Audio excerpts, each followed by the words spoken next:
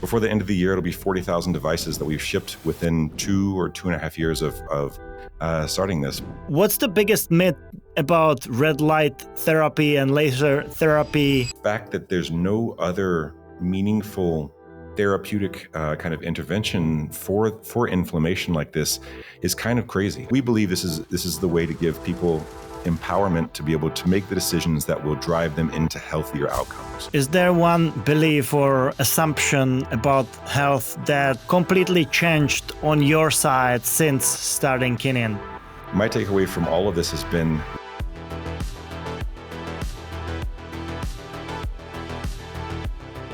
Welcome to the Lubo Smith podcast.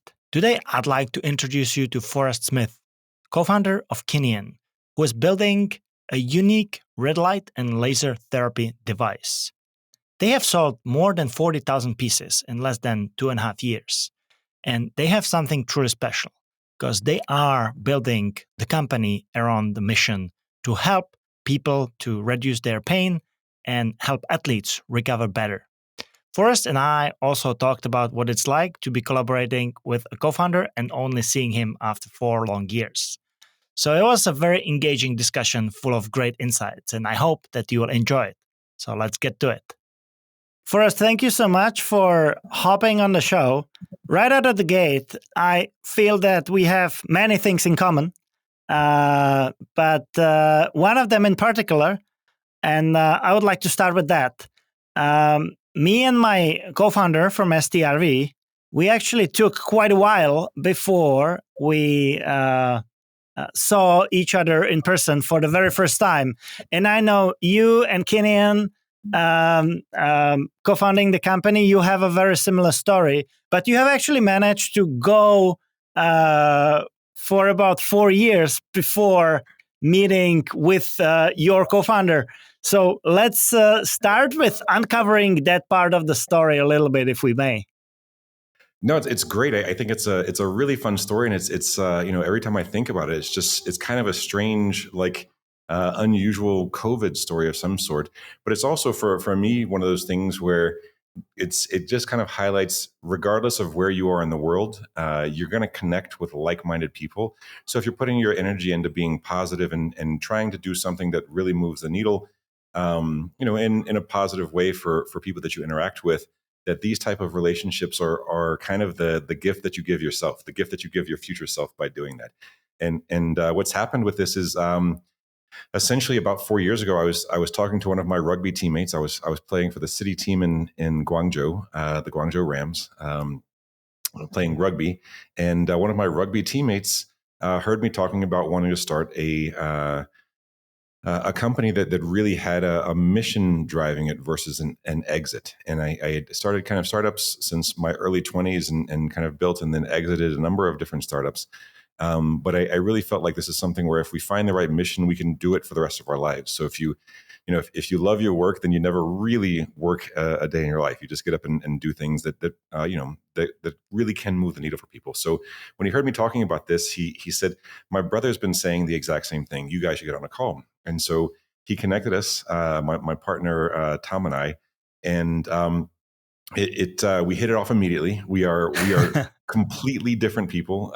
He's vegan. He has it like. We actually did get to meet after 4 years of working together, and we found that even in person, we're just so different that the kind of wavelengths offset and fill each other in. So we cover off kind of where the other one does not, where I'm weak, he's stronger, and where he's weak, I'm stronger. And so it makes for a really powerful partnership. But I think what was best about it was the idea that we actually spent our first 2 months talking together, not about technology, not about a company, not about things that are interesting for us, not about training, but about what the mission was going to be. And because we felt like if you set the mission correctly, then this is something, and by correctly, I think there's a couple of things that really helped us out with this. One was, arguing and really not making it something, having radical transparency and radical honesty and not letting things slide. But the second thing is defining things from a mission standpoint in a measurable way. And so our mission is to increase the quality of life for the largest number of people we can in the most measurable way we can. And as a company, that means that we can't go build, $1 million devices. We have to make them accessible for people. So that's measuring the number of people we can get these on is one side of things, and then measuring how this is changing people's lives. And our first product is a neuromuscular pain and inflammation device, because there was a gap. Really, like the best solutions in the market at the time were kind of pharmaceuticals, and we still see so much resistance and inertia around people wanting to use opioids or nonsteroidal anti-inflammatory drugs. And I really can't appreciate the fact that shining light on your body and expecting a physiological adaptation isn't intuitive. That seems crazy somehow. So I can understand people's skepticism about it, but we've really kind of shown over the last 4 years and I think 35,000 people now that this is something that really can make an impact and offer people an alternative, a healthy alternative for pharmaceuticals, for pain and inflammation. And we're still beating that drum every day, 7 days a week, trying to get the word out about this. Oh yeah, we'll definitely dive into the device and all the details and more that is on your roadmap. But I would love to know a little bit about what set the foundation, how you made it to China, and if it influenced you having a good overview how to build hardware, because in the end I find it extremely hard. I come from software background, and I feel like it's totally different league. But what set the foundation for you to be even in a position to have a shot at this? It's an excellent question. I ended up in China relatively young. I studied in Nanjing University as a part of my Chinese program. When I started a Chinese program when I was about 13 or 14 to start learning the language. And I got lucky enough to have a professor for that pulled us into university programs in China while we were still in high school. And I loved the language. I love the history and kind of there's so much about kind of the depth of history that you see for the longest contiguous kind of society on the face of the earth that we really don't kind of know the details of. And it was very interesting and exciting for me to go learn that at a young age. And so my Chinese language is what got me into China.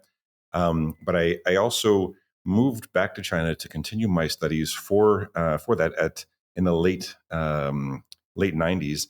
And I found that actually I have an entrepreneurial kind of bug, and that I really love building companies. And that at that point in time, it's one of the fastest growth areas from a manufacturing standpoint. And so I just fell into the opportunity to start building hardware companies. And what that developed into over time was there was a gap for being able to make things happen for innovative hardware. And a lot of the Chinese companies at the time, and even to today, were kind of built around more of a kind of cut and paste copy hardware. They call it the fast follower model, where we've always, with my teams, have really liked being at the forefront of development and really kind of driving what shouldn't be able to happen at a low cost manufacturing supply chain. That's what we take pride in being able to develop. And even with the lasers and things that we're using now, the lasers and sensors that we're integrating into our products, we're finding the same thing. There's so many opportunities for taking clinical or professional level products and then bringing them into people's homes by reducing the cost and making them more frictionless to use. Before jumping on, I would say, noble vision to help as many people as possible, were you trying to solve a problem for yourself, or where did the very initial idea come from? So I've played sports my entire life, and I found that building companies from my 20s into my 30s left me in a space where I had been working in China. The hyper competitive nature of the market means that you essentially kind of work 6.5 to 7 days a week. And I hadn't been taking care of my body or playing sports or really kind of preparing myself in a kind of a measured way, or a way for the future that was going to leave me with a physiology and a body that I was going to want for kind of middle age and older age. And so what I found was my mid 30s, I'd put on a lot of weight. I had never been overweight. I was getting overweight. I was unhappy. I was overworked, and I was stressed.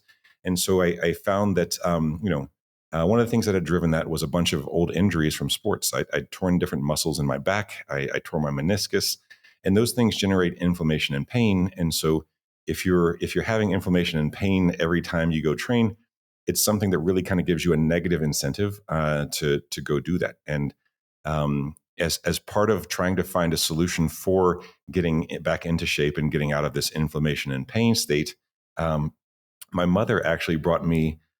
She's always been kind of ahead of the curve on adoption for new technology, and I would say the hit rate that she has, she's not a technologist, is about 50-50. And so when she brought me laser therapy and light therapy, my initial thought was, this is snake oil. There's no way that this works. How do you shine a light in your body and trigger physiological adaptations? And so I went and did a very deep dive, months and months into the medical literature.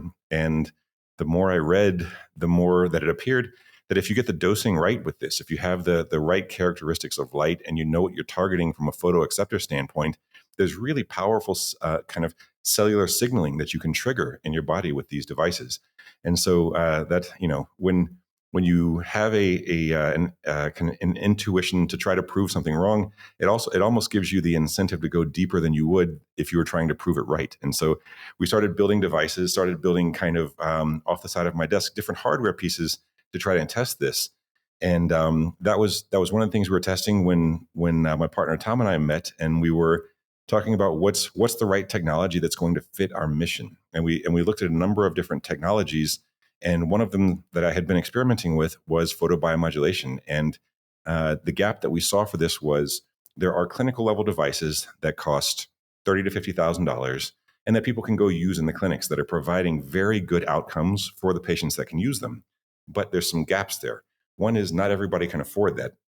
And two is even if they can afford to go to the clinic, they're not going to go 4 or 5 times a week, which is really what you'd like to see from a treatment schedule to see the best outcomes. For them to replace pharmaceuticals, that's what they need to be able to do. So we found this gap between how do we take this clinical level technology and shrink it down and make it less expensive so that people can actually afford to replace the pharmaceuticals by treating themselves in home with this. And that's been our goal with the Move Plus is to, we see so many people who are in different levels of chronic pain, osteoarthritis, inflammation of the joints, and there's not really a gold standard solution for that helps treat the fundamental kind of mechanism that causes this pain. We see a lot of people taking pills, and what we kind of use as an analogy for that is that's kind of like taking the batteries out of your fire alarm. So your kitchen's still burning, but at least it's not beeping and bothering you anymore. And I think there's a much better way of doing this, which is going to just turn the fire off and put the fire out in the kitchen, which is what we're working on with photobiomodulation. And would you be able, I'm pretty sure you would, to explain this to someone who is not technical at all? Just, how it works, what are the benefits, what's the most common use cases that you see people using it for? Because you mentioned that you sold 30, 40,000 units so far. Did I get the number right? That's right. I think we're somewhere in the mid 30s right now. I'll have to confirm with the team, but yes, it's before the end of the year. It'll be 40,000 devices that we've shipped within 2 or 2.5 years of starting this. But we see essentially to kind of give the use cases, and we to kind of address this as well from a skepticism standpoint. Because I was also skeptical with this when I came in. You see a number of claims around photobiomodulation. And it does raise the question of how can you treat all of these different things? And I think one of the things that we try to address with this is essentially what we're treating is oxidative stress and inflammation. And when you can treat those two things, you see a powerful impact for so many different pathologies. And it seems like, we can treat, your lower back pain, but we can also treat plantar fasciitis. How is that possible? But essentially, it's treating the same mechanisms that are causing the problem. So in both of those cases, they're often repetitive stress, so lower back injuries and sciatica. It seems different part of the body, wildly different pathology than it would be for something like plantar fasciitis or patellar tendonitis or Achilles tendonitis. But what you're seeing is really the soft tissue responding to overuse and repetitive stress. And because of that, we treat a number of things very well from a pain and inflammation reduction standpoint. And that's things as disparate as pickleball players and tennis players with tennis and golf elbow. We treat that extremely effectively. But on the other hand, we're also working with marathoners and ultra marathoners and triathletes for things like issues with their soft tissue in their Achilles and in their feet, because that's where they're presenting this overuse and repetitive stress injuries. And then even through to where we work with the Olympic weightlifting teams. It's like with anything weightlifting from an Olympic standpoint, it's kind of the same movements. It's knees, it's lower back, it's shoulders, and it's kind of elbows and wrists. And so you do those repetitive motions over and over, and it just puts too much stress on the soft tissue, and you need to be able to recover it faster and reduce the inflammation. And that's really what we do, is reducing the inflammation and reducing the oxidative stress that can be caused by overuse of joints, soft tissue, and muscles. And you combine different lasers and light all together. Is that the trick behind it? That is. We've what we've found is that when we dug into the medical literature, there were what we consider engineering metrics that were used for dosing. And in light therapy, very much like in pharmaceuticals, dosing is key. The body responds on what they call a biphasic dose curve, which is if you increase the dose, it increases the outcome or the kind of results that you would like until it hits a peak. And then after that peak, it goes back down. So as an example with pharmaceuticals, you take 2 aspirin, you have a good outcome. If you take 10, you're not going to have a good outcome. And it's very similar with light. Probably not, right? That's right. But what we've seen is in the market from a light standpoint is things like LEDs are harder to dose effectively, and especially internally for kind of internal inflammation in the tissue. It's the comparison that we make with kind of the panel products that are in the market for this is it's almost like taking the aspirin bottle and instead of selecting your 2 pills out and then taking them in a targeted and effective dose, you're just shaking the bottle in front of your face and hoping that the right dose falls in your mouth. Well, that's exactly where I'm headed with, my interest is because these panels are everywhere now. Yes, we don't like to beat up other people's products. It is in one way a good thing to have out there. We consider the panels a generation 1 product for light therapy. It exposes the concept to people, and there are a number of things you can treat effectively with these. It's just harder to dose it. Superficial level skin treatment for wound healing, increased fibroblasts, reduced wrinkles. There's a number of things you can treat within the superficial tissue.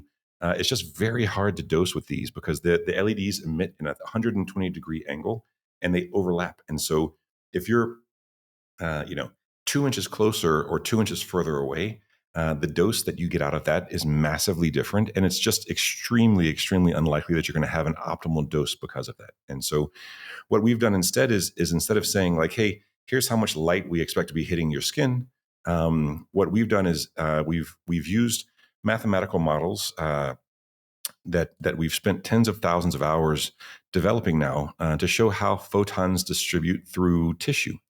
And we know at what depth of tissue the photoacceptors exist that we interact with these different wavelengths of light. And we know how much we can use from the light to trigger those. And so we build these models mathematically, these Monte Carlo models that show how the photons distribute through the tissue. And then we test these with triggers that we know are in the physiology. And so an example of one of those is our 808 nanometer lasers trigger the release of nitric oxide from hemoglobin. So hemoglobin in your blood is a carrier molecule. What we think about it as is a carrier of oxygen, because we think up until very recently from a medical standpoint, we've thought about the kind of gas exchange in the body as a 2-gas kind of system, carbon dioxide and oxygen. But those binding sites on hemoglobin are competitive for oxygen and nitric oxide. And so when you can remove the nitric oxide, it gives another binding site for oxygen. And when those nitric oxide molecules go into the blood, they're dilating factors for the blood vessels. So it allows better blood delivery into the area by releasing these nitric oxide molecules into the area, and allowing them to open up those blood vessels allows more oxygenated hemoglobin to come into the area. But it also gives us a measurement point where we can say, we expected this much nitric oxide to be released, and here's what we've gotten. Here's what we've actually seen in the physiology. Why do we see this gap? And go back and optimize our dosing modules or dosing modulation based on that. And how precise do I have to be? Because you were describing the difference between the panels and having the right dose, and basically, how do I know where exactly to position it for it to make an effect? So there's different for different parts of the body. As an example, for the knee, what we found, we do follow-up calls with many of our users who don't see the results, and because our mission is to help them with their quality of life and to reduce their pain and inflammation. It's not to sell them a product. My partner and I have put our Calendlies out for anyone who has the product and who's not getting the results they expect. Please book a call in with us so we can help you with this. And one of the things that we found with this is that seems like I have an extended version of that now. Yes, anytime. You're welcome anytime. What we found with this, one of the things that we found with knees, as an example, is if someone has their knee flat at kind of 180-degree angle, just completely open, they almost never get the benefits that they're looking for from that pain and inflammation reduction. And the reason for that is, and so we advise you doing it at a 90-degree angle. When you do it at a 90-degree angle, you have two channels to the side and below your patella that open into your synovial fluid.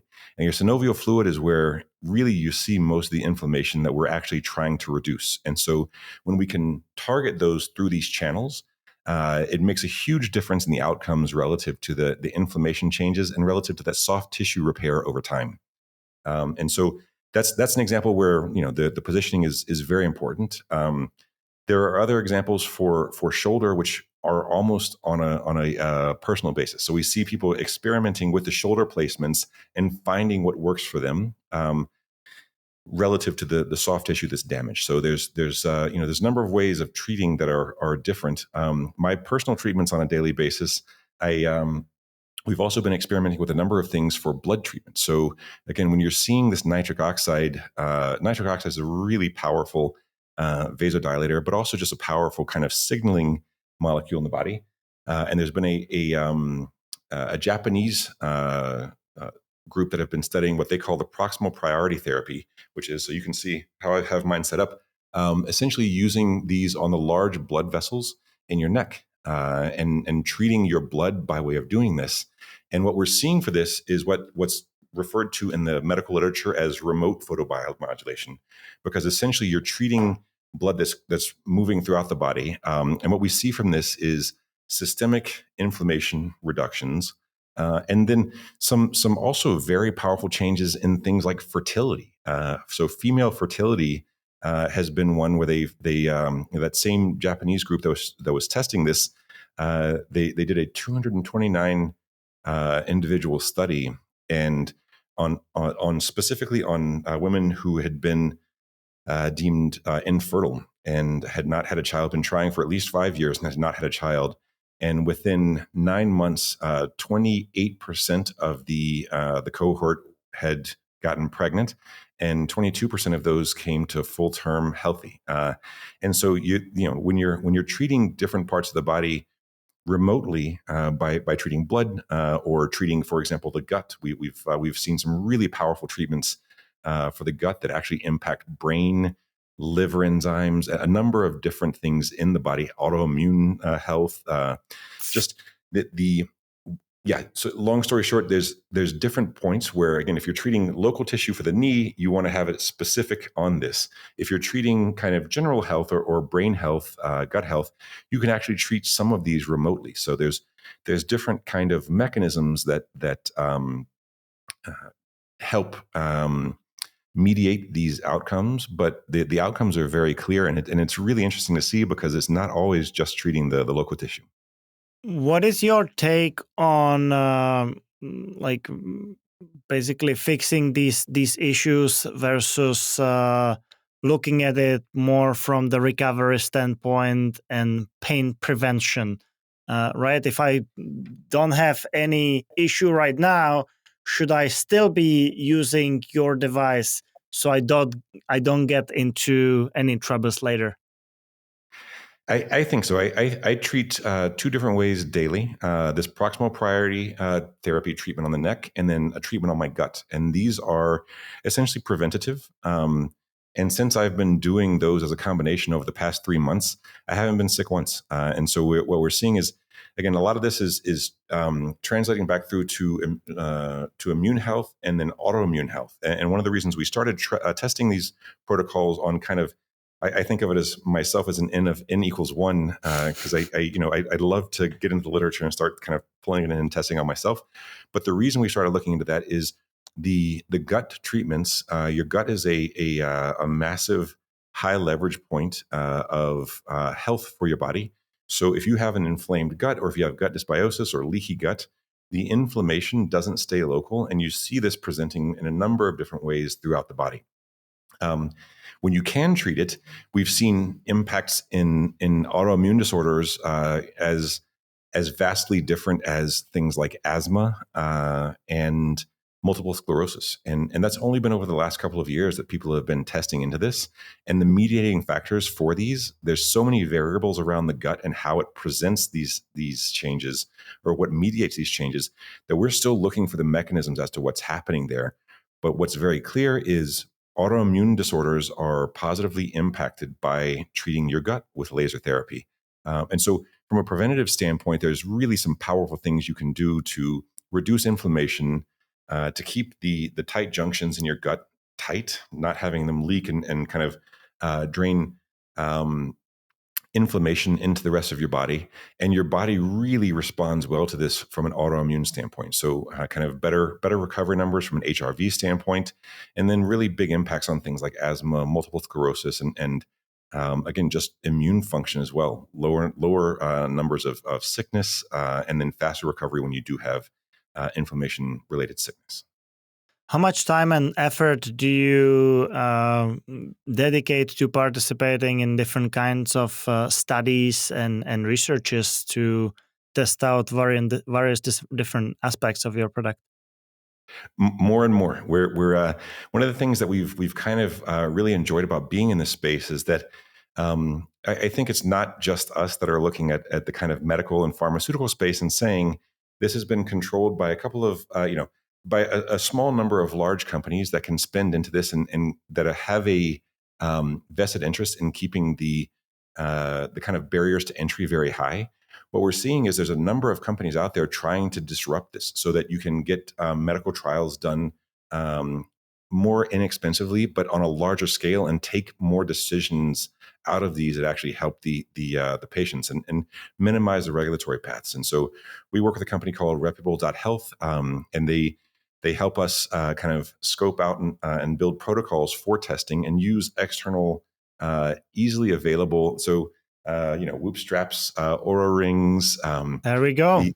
Yes, taking data and putting it around this though has become easier and easier, and we're working with these different partners to be able to make sure that doesn't get stuck in a space where the data is on the shelf and it's up in an ivory tower and somebody's thinking about it.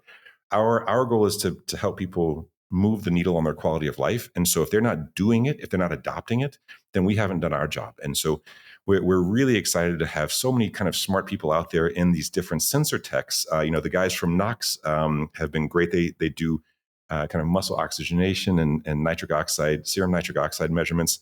But there's a number of different kind of companies, whether it's breath measurement for how your VO2 max is.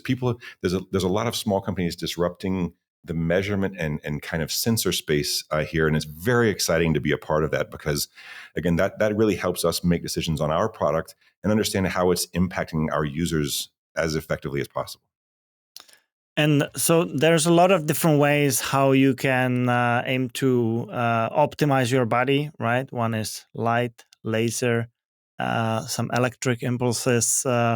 there's a bunch of things that you can do, and it seems like you have started from one point, but your mission is not really the one single product that you have, but rather making sure that you uncover these new possibilities, and maybe you mix and match different treatments together. And I'm just guessing, but I would love to get a little bit of an inside view into how you are thinking about your future journey and what you think might happen for the health tech space overall. It's a great question, and I'm going to have to kind of like you're going to have to like slap me to stop me from talking about this, because this is like we spend so much time in this on a daily basis that I get very excited about it. So I think it's totally fine, because I'm excited about that as well, and I could talk about it forever. So it's totally fine. I'll patiently listen. All right, good.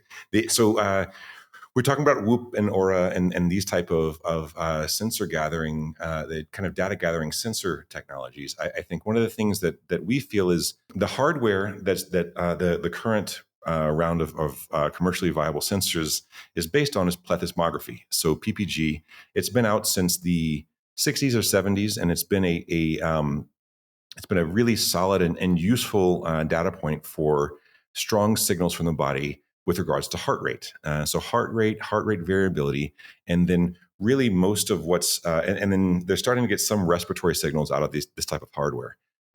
What we're seeing, though, from a hardware standpoint, development-wise, is there are new types of lasers that are smaller and more cost-effective that we can start building into these type of systems. And so lasers, and then on the sensor side, we also have sensors like single photon avalanche diodes that are tens of thousands to hundreds of thousands of times more sensitive than the photodiodes that we see in the current devices.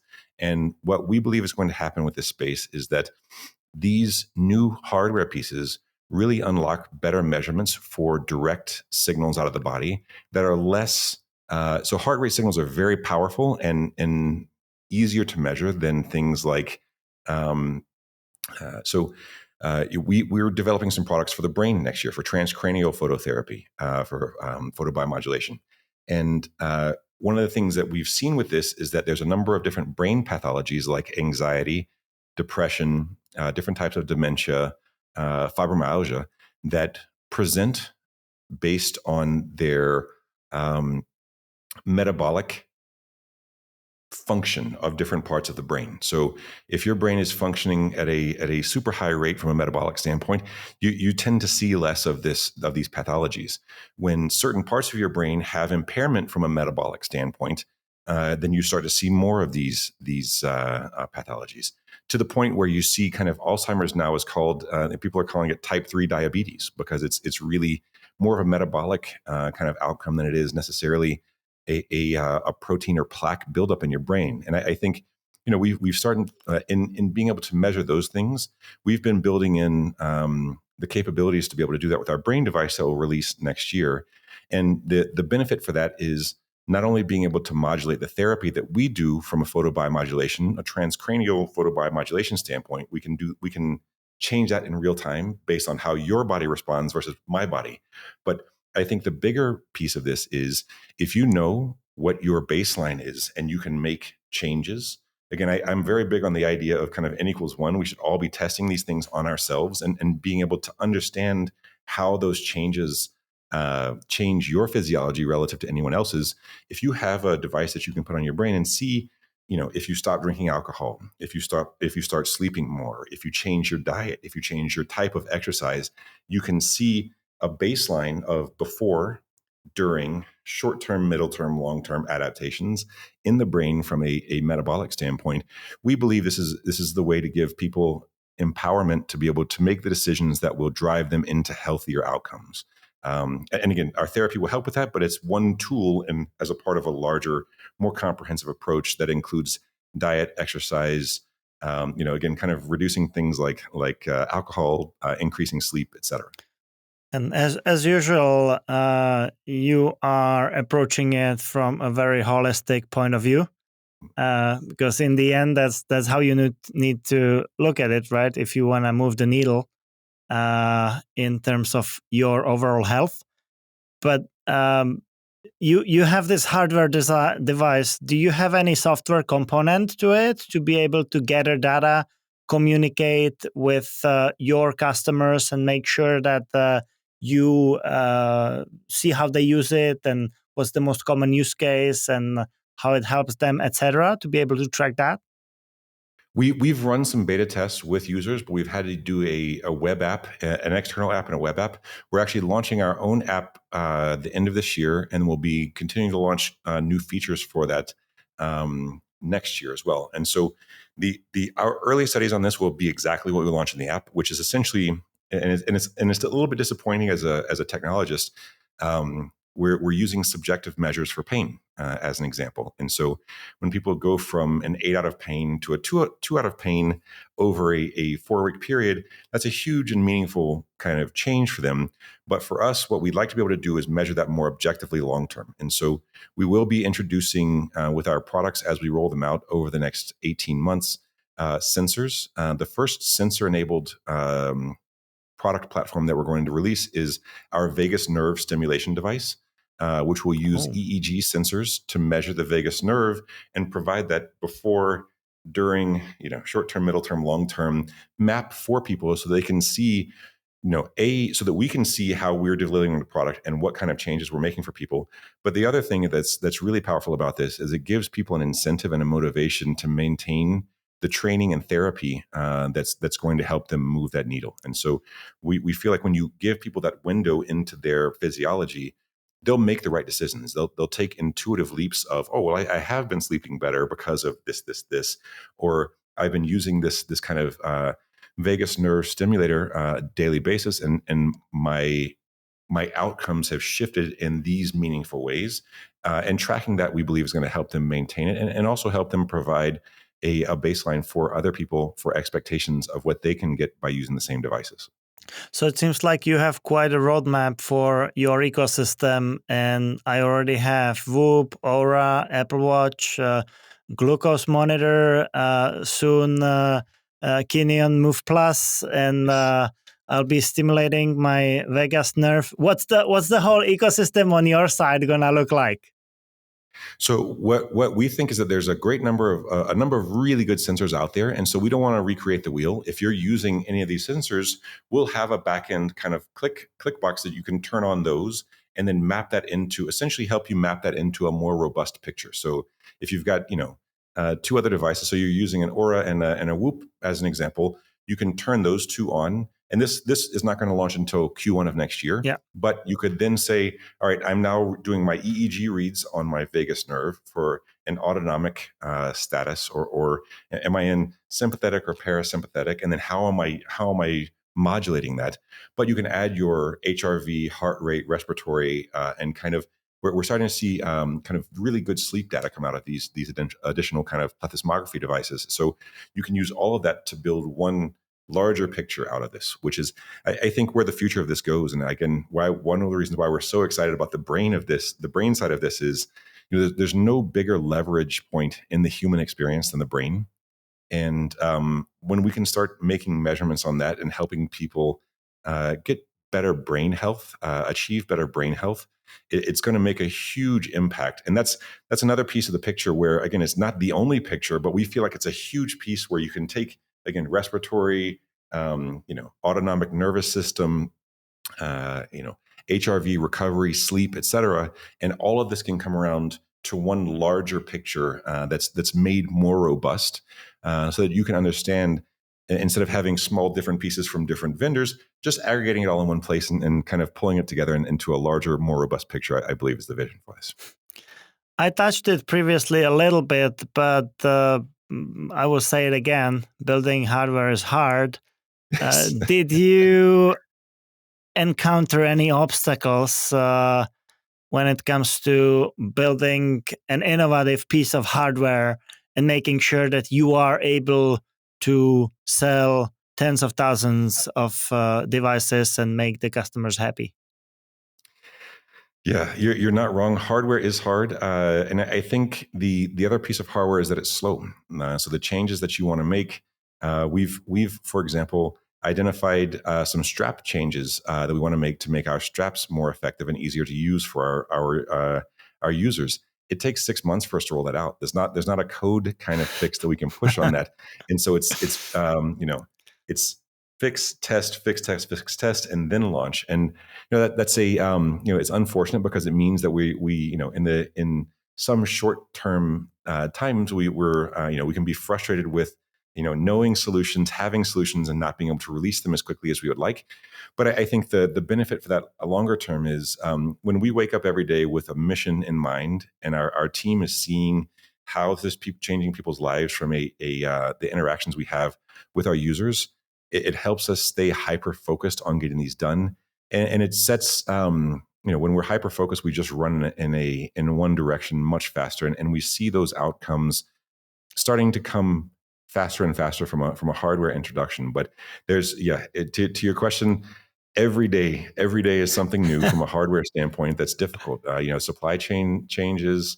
When we launched the product, we actually had a Bluetooth chip designed in that we could.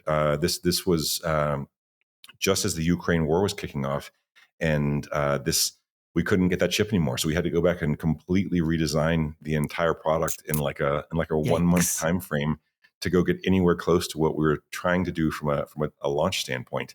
The trade wars between China and the U.S. There's just been it never stops, and so I think we just try to approach it in the most flexible and positive and aggressive way we can. But it's daily. Now I have to ask my recurring question that I ask almost everyone who I interview on the podcast, because it's a lot about tech, but also the entrepreneurship part of the journey. And in many of the cases, raising funds is also part of the journey. And I have heard stories how easy it was, and I have also heard stories how painful and difficult was, and that entrepreneurship is like eating glass. But I would love to hear what the journey was in your case when it comes to securing the financing to be able to grow the company.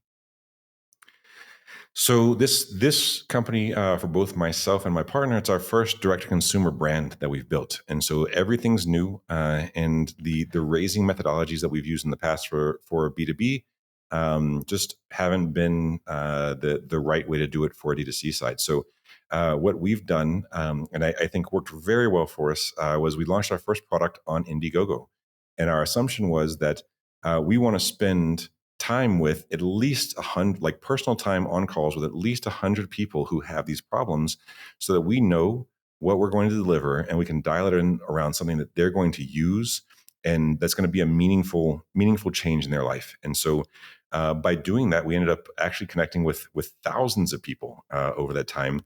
And they've just been an amazing. So with our first product, we did 1.5 million on our Indiegogo launch, and the community, more than the money from a raise standpoint, the community and their answers and how fast they come back with what's going to make a difference for them from a product standpoint has really driven our decision making from a product development standpoint. And whenever even things like we changed the name of the product, we had to change it. We got sued. Kind of while we were coming out of our campaign for the first time of our company, which was Revive Light, which got sued with a cease and desist. So we went to our community and said, "Hey guys, here's 4 options that we came up with from a name of the company." And Kineon is based on the Greek for movement, and so that was one of the ideas we had, because we felt like we're getting people back into movement, and that's where they need to be. And movements, motion is lotion. Let's like focus on that. And the community loved it, and they came back and helped us select the product name, different product features, the company name. They've just been so supportive. And I think one of the things that kind of keeps us motivated is that focus on the community. And we actually leveraged that for an equity raise as well. So we did a crowdfunding equity raise based on the same concept of, let's just keep this with our community. They've been supporting us like so well so far. Let's give them an opportunity to own part of the company. And so to date, we've raised $500,000 by way of an equity crowdfunding raise, but essentially everything else has been organic, and it's just been kind of a testament to how much, if you really take your users, if you're obsessive about the user's experience and that community build and give them time and interact with them, they will support you. And they like our team is ultra obsessive about that. And we even have kind of channels internally from a communication standpoint, just showing these different posts from our community members saying like, my wife couldn't walk up the stairs. She can walk up the stairs now. It's for me, the things that get me the most from a motivation standpoint are these interventions that we see testimonials on for our older users, where it really is taking them out of this downward spiral of, I've broken my hip, my wife broke her hip, in like the rate of survival for that in 5 years is not very good. How do we get her out of this? And so being able to get people out of inflammation and back into movement in these type of cases has just been so powerful. Again, the raise was part of that, but I think what we found in the end was that the community was so much more valuable for us than actually even the cash coming in. That it's been something that we're going to find repeated in our business is that core focus on the community. That's amazing. What do you have to do as a startup to attract the eyes of someone like Ben Greenfield to go and mess with your product? And what did he say about it? Actually, we kind of got lucky with Ben. I live in the mountains of central Mexico, and he was coming through on a trip, which someone flagged for me. So I just sent him a note on Instagram and said, "Hey, why don't we take you out for dinner while you're here and talk to you about what our product does and what we're doing as a company?" And I think, again,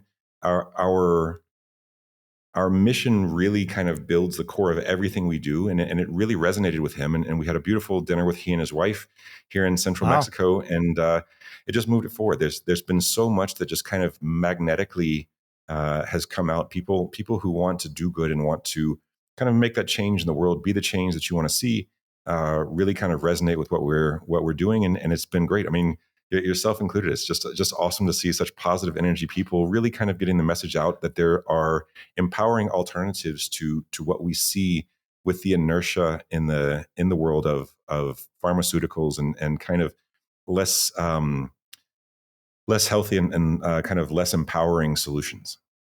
Well, let's try to clear the waters a little bit. And what's the biggest myth about red light therapy and laser therapy that you wish more people would understand? I think my main message that I beat the drum about is how bad inflammation is for your body.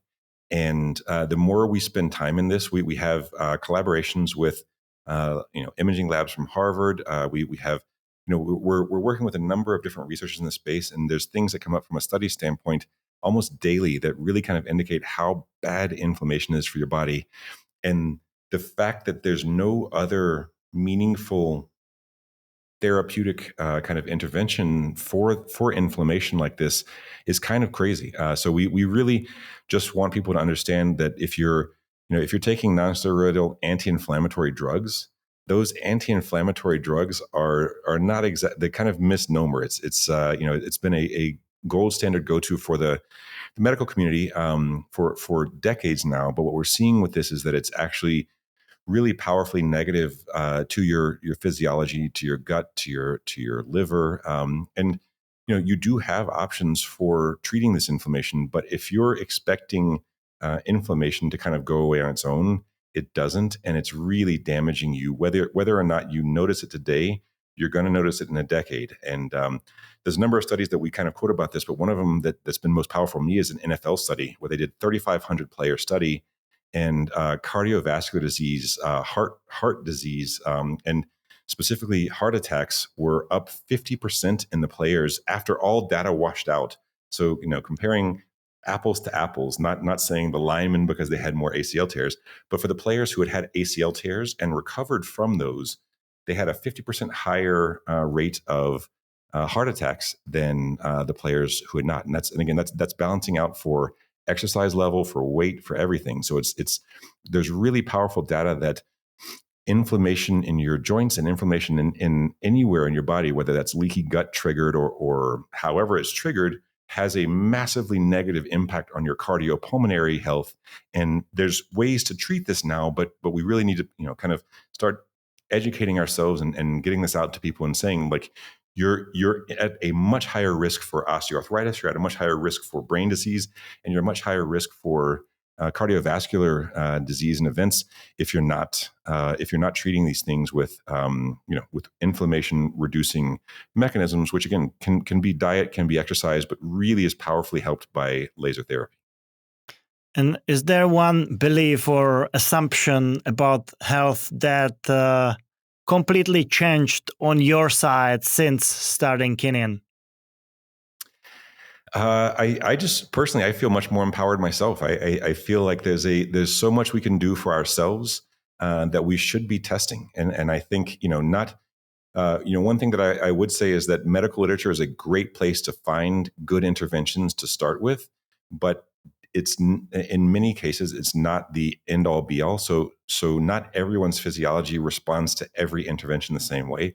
So my takeaway from all of this has been, let's start testing on ourselves and then keeping notes on what's success and what's not success, and then how we can move the needle and how we can adapt these things. So if you run 3 tests a year and one of them succeeds, over 10 years, you're going to have huge and powerful changes to your physiology, to your mind state, to your health and wellness, to your relationships with people around you. I think there's so much that you can improve by testing and just implementing what works for you over time. And that's been my big takeaway from this is we're at the very cusp of these huge changes from a technology standpoint. And so interventions like laser therapy is one piece, but again, we kind of started on it earlier, the sensor tech that's out there, how does this help us understand ourselves and our own physiology?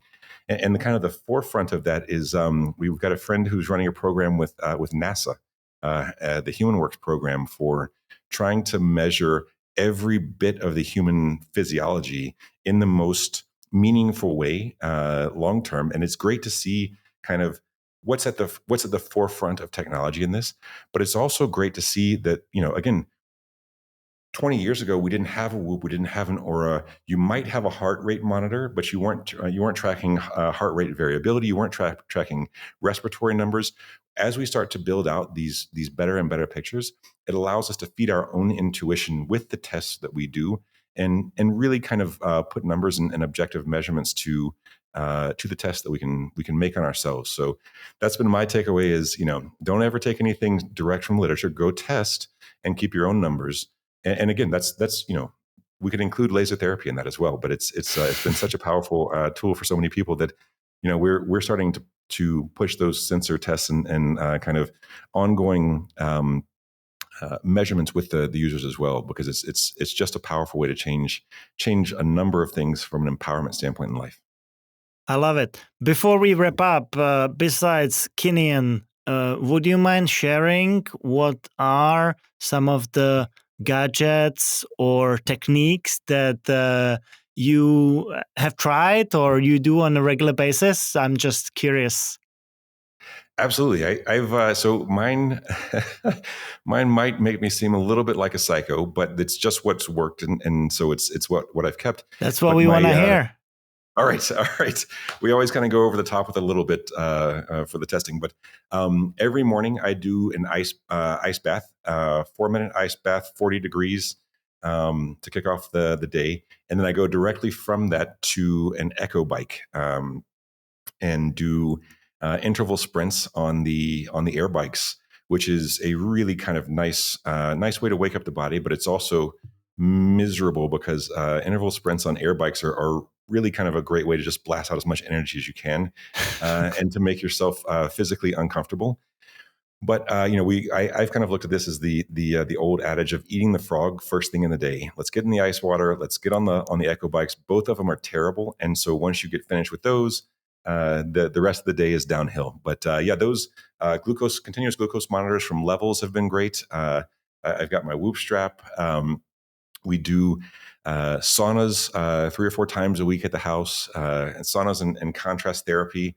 And then also just trying to build community has been something that's been really big is a number of different founders groups, and then kind of entrepreneurs and different people who come around for Sauna Saturday at our house and interact with people in a meaningful way about what their problems are, and try to pay it forward a little bit with, providing, guidance, insight, or helping out however you can with people in the community has been huge as well. So that's a short list, but I'd love to get together with you and share notes in person. And if you can come through and try out the ice barrel and Echo Bike, you're welcome to as well.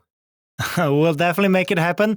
I wanted to thank you so much for sharing your journey with us. It was amazing. I think that I am very convinced to test out your device soon. So I'll be looking forward to that.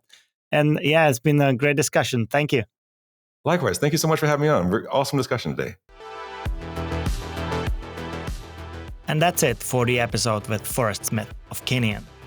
I can't wait to get my hands on the device and try out the red light and laser therapy myself. And I encourage you to do the same if you are as big of a fitness freak and longevity freak as I am. And if you have any comments, please do share them with us either on YouTube or on other social media channels. I'll be looking forward to catching you next time.